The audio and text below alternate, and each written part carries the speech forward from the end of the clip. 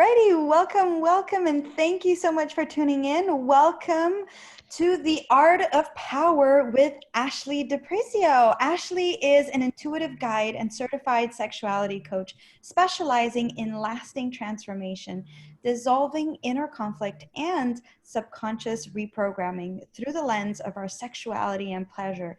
And today we'll be diving deep into the 8 steps to self-forgiveness.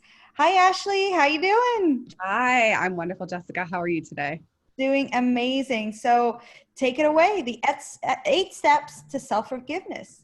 Awesome. Thanks so much. Yeah, I think this is such a fascinating topic that I've talked about with my clients, that I've explored myself, that there's so much information around, and there's it's really important. And I think more than ever, with what's happening in the world, looking at forgiveness and looking at self-forgiveness is probably one of the most compassionate things that we can do for ourselves, and that in turn we can do for other people too. So when it comes to our sexuality, when it comes to our just being human, it's a lot of shame is what I find a lot of people carry. And as you know, you go out in the world, you look at social media, you look at your own life, you look at what's happening. There's so much hurt that's out there in the world right now. And as I said, one of the most compassionate things that we can do for all of humanity, and one of the most loving things we can do, is really focused around forgiveness. So I think one of the biggest conduits to our human psyche, the biggest challenges for our human psyche, is shame. It's almost like shame is a cancer of the psyche, and it eats away at us very slowly. And having this sort of tainted, cloudy light over everything that we do if we aren't letting go. It's almost like things that we do slowly stack up together, and we come from this place of like small bits of self-loathing that is underneath the layers of who we're actually being in the world. And for me, my belief is that it all really stems from a lack of self-forgiveness. So for those of you who are watching this, have you ever thought of something, said something, done something that was truly horrible? Maybe you inflicted harm upon yourself or another person. Maybe you have betrayed somebody that you loved, or you overstepped a boundary that you shouldn't have crossed with yourself, with a colleague, with a coworker, with a family member. And for those of you who are watching, most of you are probably nodding your head saying, yes, I have done something. And I want you to know that it's okay. We all are doing the best that we can in the moment that we have, and you're not alone, because we all have been there from varying degrees. You're not flawed. You're not a wounded human at all. But rather, you're just you're being self-responsible by actually starting to take a look at it and by starting to listen to it. So I just want to be here with this particular talk today to talk about the importance of the forgiveness, and that hating yourself, shaming yourself, um, continuing negative self-talk is not going to make things any better. So I want to invite you in for some self-forgiveness. Okay? So first things first, what is self-forgiveness? Like truly, if you even just take a moment while you're watching this and while I'm talking, allow your mind to wander. And what is self-forgiveness? Ask yourself that. And I'm giving you a pause for a reason, so that you can actually take a moment to think about it. Maybe write it down if you want. You don't have to, but it's an option. Triggers a different part of your brain. So really, self-forgiveness is a practice of forgiving yourself for past wrongdoings. And it's super simple described that way, but it basically involves shifting the perception that you have of yourself, shifting the perception of what has happened through the eyes of self-compassion and self-understanding, and understanding the mechanics of why you did what you did, then allowing yourself to give yourself that embracing hug. Give yourself an embracing, okay, as they do in Ho'oponopono for anyone who's familiar with it. I'm sorry. Please forgive me. thank you, I love you. And by acknowledging the moment, by then allowing yourself to be in that moment, to feel the emotions that you needed to feel, and then embracing yourself, you can then begin to start to let go, to move on, and to feel free again. See, be feeling free, letting go. I am already having my own deep breath of just letting go. Because if we don't do that, then what we find is that we are sometimes and oftentimes continuously haunted by a thought or intention. And it can actually really impact us with that shame that I was talking about at the beginning, with the guilt. And so here are some examples. Again, I'm not saying anyone here has done this, but it may just help you start to shine the light on and become aware of places where you haven't actually forgiven yourself. So it could be, stealing when you were a child or when you were a kid, or maybe it was stealing information, or maybe it was bullying someone, or you were, gossiping with your girlfriends about another girlfriend who wasn't there. Maybe it's physically hurting someone. Did you grab your child's arm a little too hard? Or did you, I don't know, bump into someone on purpose because you were frustrated or angry? Maybe you destroyed somebody's property. Maybe you got an abortion, cheated on a partner. There's so many things that may have happened. Maybe you vented and took things out on your partner or even on yourself, right? Again, it's then all the negative self-talk. For example, and this is a small experience of it, but I was walking yesterday in my San Francisco neighborhood, and there's these beautiful, beautiful, beautiful flowers that they're this very pink, magenta, almost pink, and they at night they go to sleep, and in the morning they open up like this, and then at night they go back to sleep. So in the morning I was walking by them and I was just I'm getting ready to move.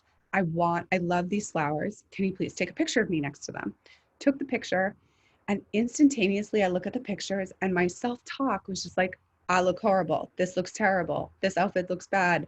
These leggings look ridiculous. My thighs are fat. My hair is awful, because I haven't gotten a haircut in 3 months, 5 months, 6 months, whatever it's been because of the coronavirus lockdown. But it was just very instantaneously the self-talk that came out and how horrible it was, really.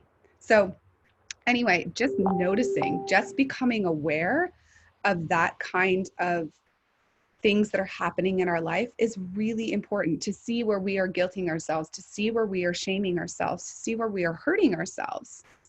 And I know I'm focusing on a lot of sort of negative things right now, but the important thing is to actually shine the light on it and to become aware of it. Because by doing that, that's when we start to open up, and that's when we begin to actually allow ourselves to heal it and to let it go.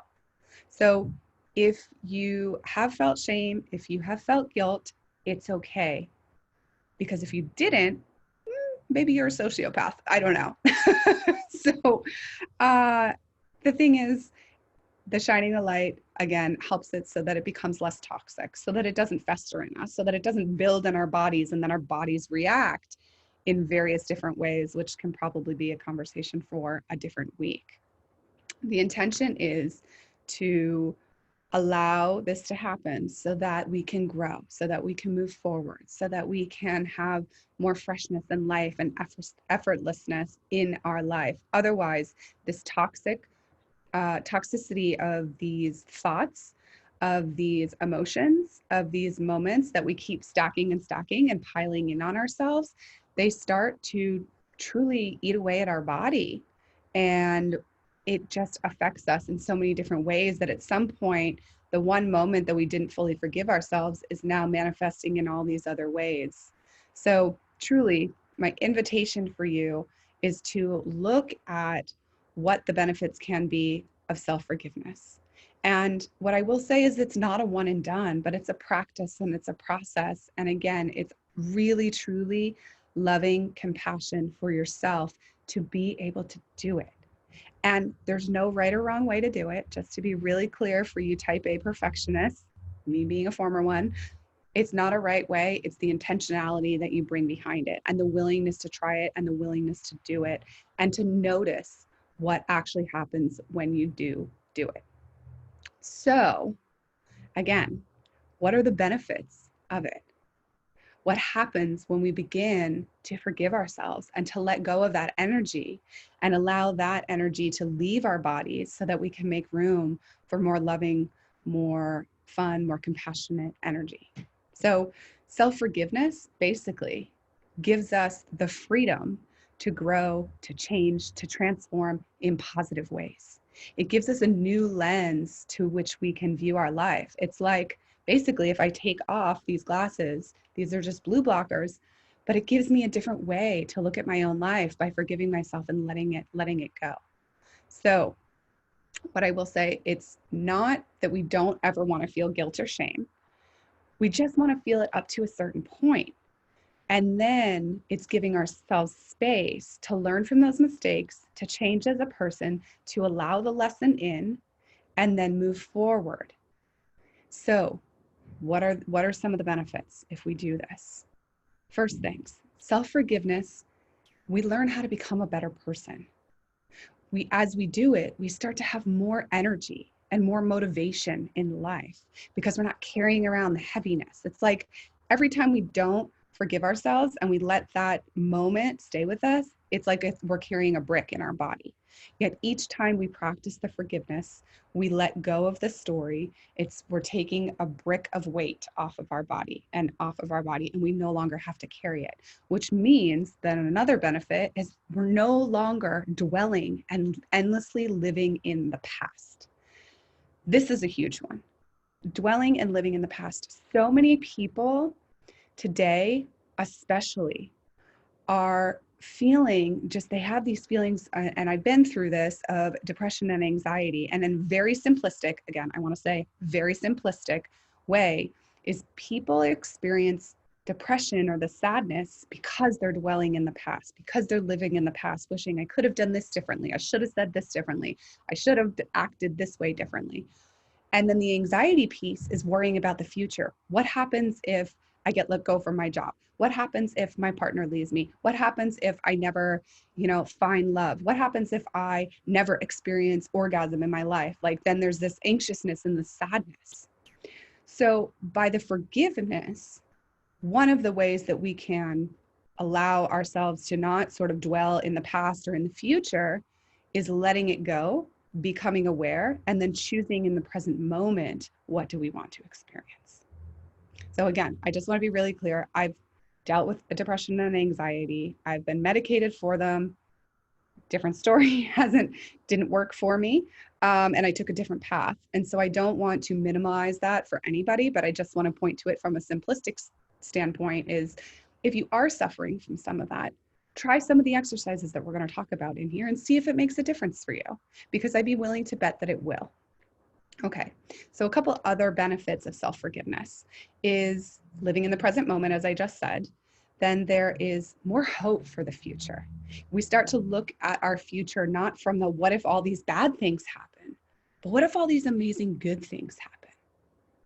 And then we become more ready. I mean, I can go so much into that, and I almost would like to, but for time's sake today, for those of you who, here's a little tip for those of you who are worried about the future and worrying about the bad things that happen. I will just divert here to say, for every negative, fearful thought you have, what is something positive? What is on the other end of the spectrum? And I would invite you to try to come up with 3 alternatives for each one of those negative thoughts, 3 alternatives of different ways that it could go, different possibilities that could happen.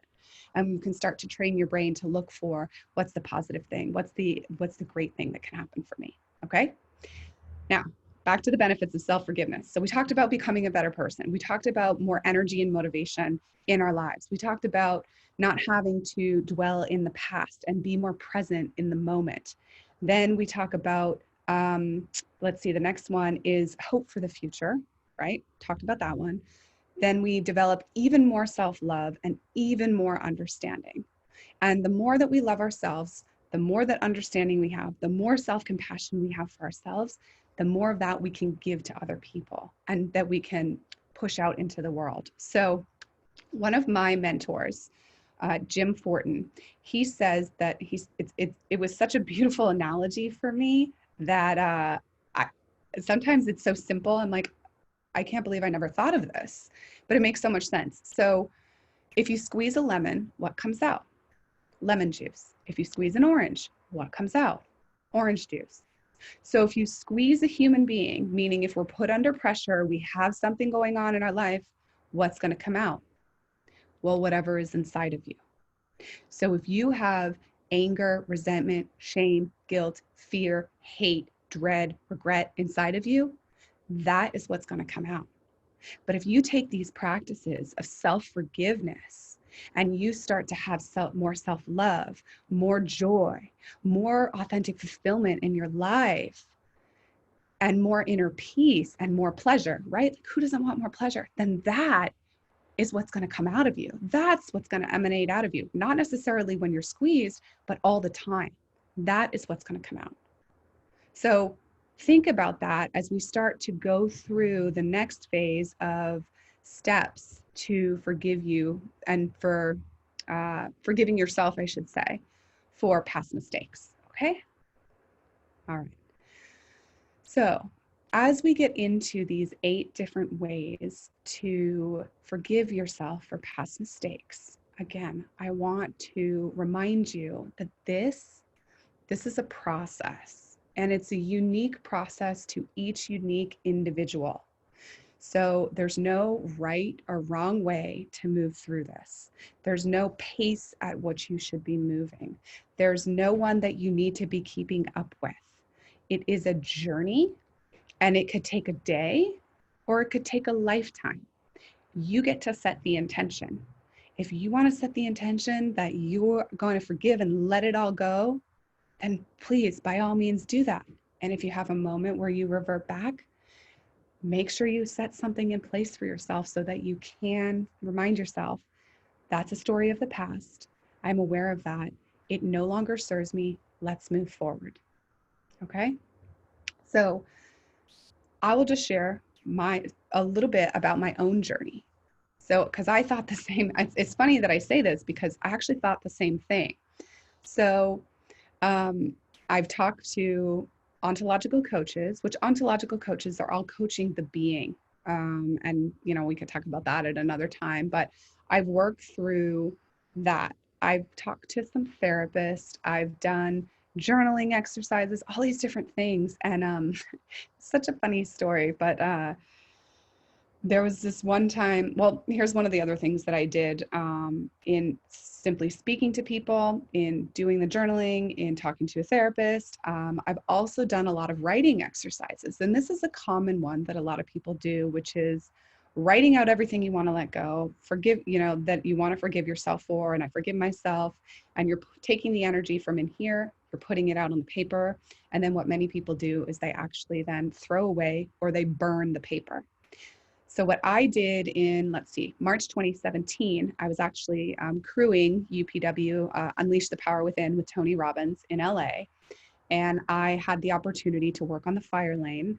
And afterwards, I got to take all the things I wanted to forgive myself for, tear it up, throw it on the fire, and then walk across it. And it was a really symbolic and powerful moment. And I worked through it quite well, and I felt so good and so liberated and so empowered. And then fast forward a little bit later in my life, as I continued to do some of this inner transformation work and self-discovery, I found different things. I found new things, or I found new triggers for a same moment that I hadn't fully forgiven. And so again, I share this with you, not to say that it's going to take you a whole lifetime, because it might not. You might be one of those people who's just like, it takes more energy for me to hold on than to let go and just say, bye-bye, I'm all done with this, and move forward and focus on what it is that you do want. So that's just one example of me doing it. But the point is, it's a process, it's a journey for each individual person, and there's no right or wrong. I certainly am not perfect. I have done things that have shamed me to the core. I have my own shadows that I'm working on. I've done so much work in healing. I had a beautiful healing session yesterday that really has helped me move through my own mistakes, to transform myself. And am I going to be perfect in the future? Absolutely not. But the human journey that we're all here for is to learn and to grow. And as long as you're consistently growing, and it might be a tiny little millimeter, you're still moving forward. You're still growing. You're still living on the path, right? And the journey, because if we're not growing, we're stagnating. If we're stagnating, I personally believe we're not living up to our most human potential. Now, are we always growing? No. Seasons of life, right? Same thing, Mother Earth and nature has seasons. We too have seasons in our life. So, anyway, all that to say is let's get into a couple things that I have learned and philosophies that I have practiced to learn from my own mistakes.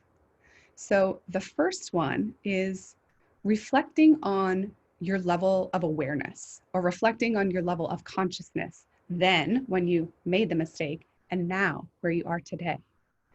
Because remember, in each moment, we are doing the best that we can in that moment. Even though my best today might be different than my best tomorrow, my best 4 years ago is very different than my best today. So it is literally, again, so simple is this. Based on the level of consciousness we have, remember that we are all doing the best that we can with what we have in the moment. So if we put it in two extremes, when you were 5 years old, you had a very different level of awareness and maturity than you do at 25, or me at 35, and then I will at 55. You then is not you now. You've changed, you've aged, you've had experiences, you've learned more, you've seen more, you've understood more, you've had more life experience, your body's changed.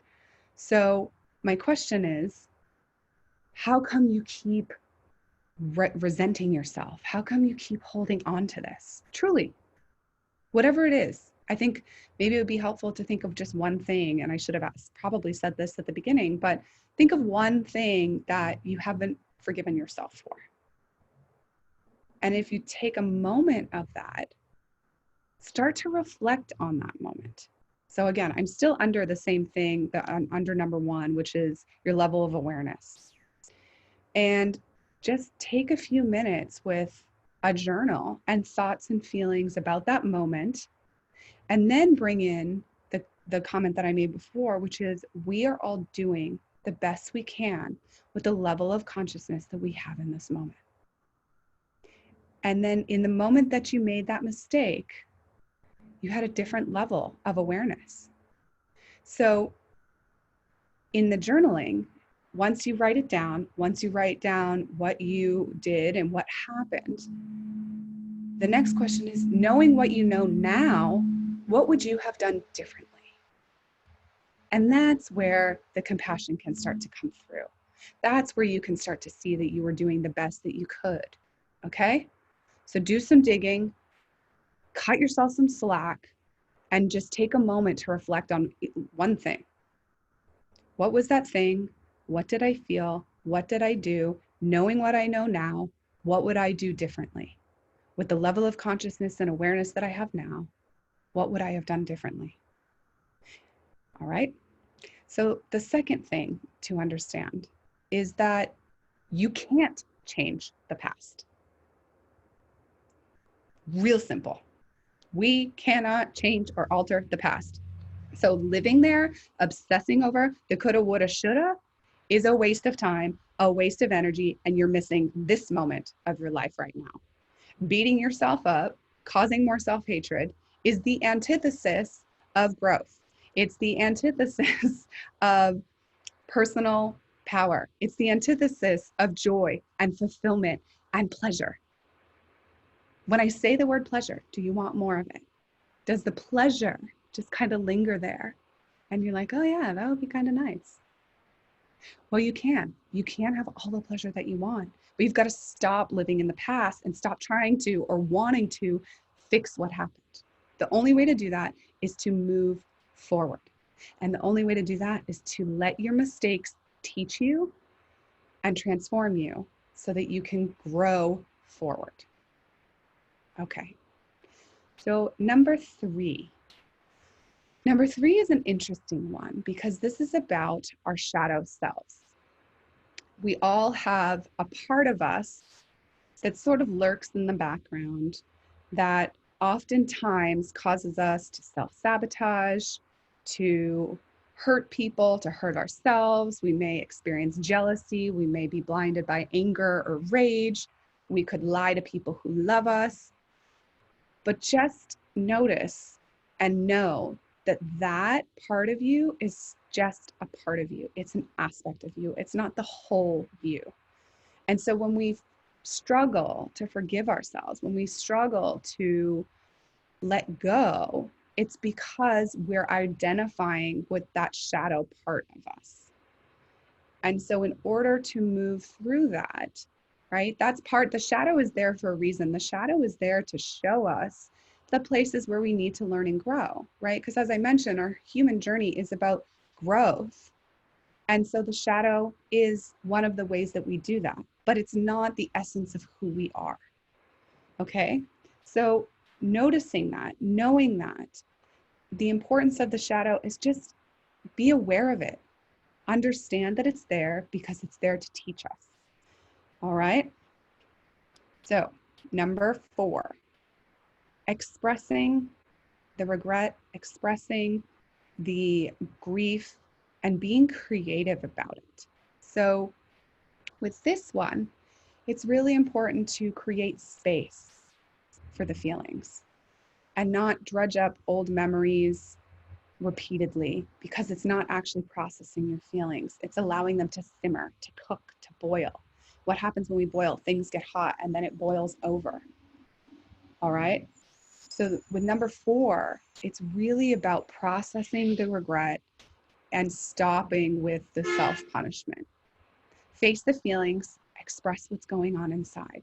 So a couple examples to do this could be dancing, it could be singing, it could be drawing or painting. It could be, if you're a composer, like creating music. I wish I could create music. For me, I have an adult coloring book and I draw color with colored pencils, and it's really healing. It's really liberating for me.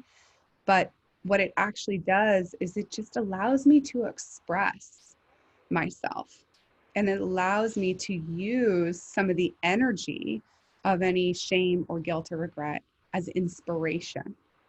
So let's say that you betrayed someone that you loved. Maybe it was one of your friends in the past.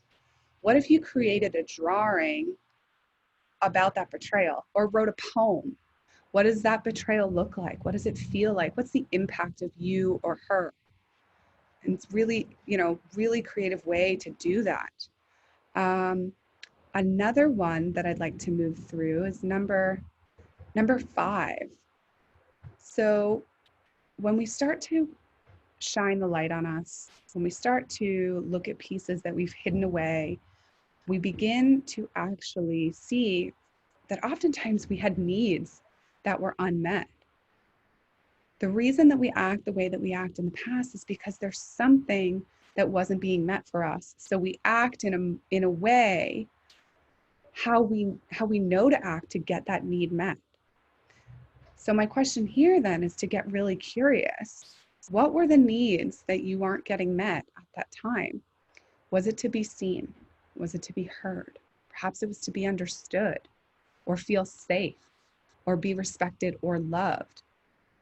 All right, so just understand your underlying need and then let go of it, understand your underlying need. And then you can see that if you have the need and you see that, then naturally the shame and the guilt is going to lift because you can see that it was just a human crying out for something that was needed. All right, so another one, and I don't know too much about this particular area, but it's something that at some point I will start to explore a little bit deeper, but is looking at archetypes and looking at different archetypes of people. So it's basically like patterns of energy that can be found in humans in races and different societies. You know, a lot of people talk about like the warrior or the wise old woman or the crone. There's the mother, there's the hero, right? So perhaps starting to explore what your own patterns might be and connecting to a more loving, powerful archetype or patterns of behavior that would be more fulfilling for you and more, I think, helpful and loving of you. Again, it's just another way to plant a seed of growth. All right, number 7. So let's do a letting go ritual. I talked about that a little bit at the beginning when I shared a story about writing all the things I wanted to forgive myself for. And I just wrote and I wrote and I wrote and I wrote. And then I allowed, you know, I said a couple things like, I forgive you, Ashley. I know you were doing the best you can in this moment. I'm going to let all this stuff go, release it, and fill myself with love. Write whatever you want to write, say whatever you want to say. That's loving compassion. And then allow yourself to burn it. You can burn it in your sink if you need to. You can burn it outside in something metal. You can throw it into a fire. Of course, just be very careful because, you know, fire can be dangerous, of course, but it can also be super healing. And excuse me, from fire, from fire comes new life. Fire is cleansing. And so what we're basically doing with this pattern is or this experience and ritual is we're burning away old patterns and old habits and allowing the death of those stories, the death of that energy and rebirth. So you can Google fire rituals or full moon rituals and you'll find a lot more. And the final piece here around forgiveness is self-love. And it's about really acknowledging yourself and taking care of yourself and practicing. So if you were on any earlier episodes of our Hack Mankind when we used to do live, one of the lives that I did was around self-love as a practice. And if you need help practicing, get in touch with me, go back and watch that. There's lots of different ways to do it, but just I want to remind you that self-love is a practice and you do the best that you can. And if every day you're just doing a millimeter, 2 millimeters, an inch, just it's about the consistency. Okay, so just continue to practice it. And the more that you practice that, the more that you allow yourself to forgive yourself, that's when we get to really relax into our humanity, find compassion for ourselves, and open up to the vulnerability of connection and of love. All right. So that is what I have for you today around self-forgiveness. I know I talked a lot, but I gave you 8 steps that you can take. We talked about what forgiveness was. We talked about different ways that we can forgive ourselves and what the benefits of it are. And if you have any other questions, please reach out. Thank you so much, Ashley. Amazing call today. I really love how you shared, you know, the importance that it has within us and how guilt and shame really isn't something that bad as long as we understand why we have it. That was such a great analogy in the way you started and giving ourselves space and using those 8 steps, 8 things that we can go and use to let go of our story and create that shift that we need to create. So powerful, and move forward, right? With more light, with more energy to just do what we do. And one of the really big things that I want to point out that you mentioned, although you gave nuggets after nuggets of knowledge and hacks, is the dwelling on the past is just going to be causing a lot of stress, anxiety, even depression on the high level. And we can't change the past. Accepting what is. One of my big mentors, as I always talk about, is loving what is. And if you argue with reality, you'll lose 100% of the time. So true. Amazing call. Thank you so much for tuning in every week. Ashley will be with us. Thanks so much for watching Ashley's calls. These are one of my favorites, and where we come here to heal really and reconnect to our feminine energy so we can experience authentic joy, fulfillment, and pleasure in our life. She is the voice behind the Art of Power calls, and she advocates for the expansion of personal power. Thank you so much, Ashley. I really look forward to our next call. Take Thank care, you, everybody. Jessica. Bye. Bye.